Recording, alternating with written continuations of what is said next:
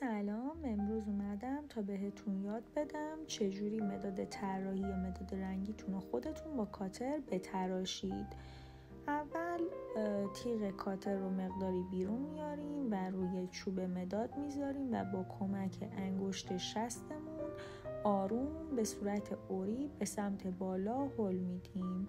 حواستون باشه که انگشت شستتون کامل روی تیغ نمونه، چون موقعی که دارین هلش میدین دستتون رو اذیت میکنه. مقدار روی فلزش بذارین و بعد هل بدین به سمت بالا و حواستون باشه که به صورت اوری بگیرین، چون اگر به صورت عمودی باشه تیغ داخل چوب مداد گیر میکنه و بالا نمیاد. و آروم دور تا دور مداد رو به همین صورت میتراشیم تا موقعی که مقداری که میخوایم نوک مداد بیرون بیاد.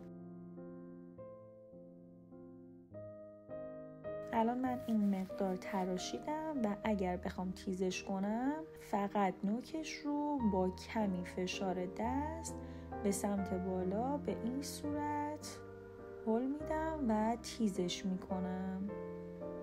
هر چقدر که بخوام تیزتر بشه بیشتر این کار رو تکرار میکنم تا به اون مقدار تیزی که دلم میخواد برسه.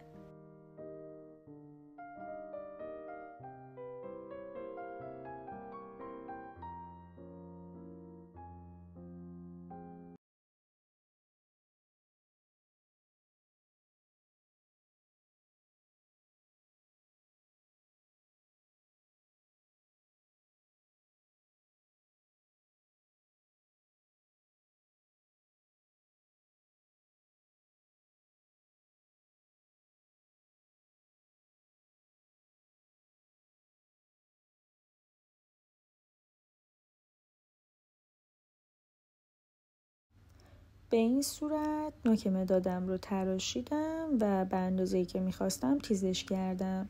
اگر میخواید بازم از این چیزا یاد بگیرید چنلم رو سابسکرایب کنید.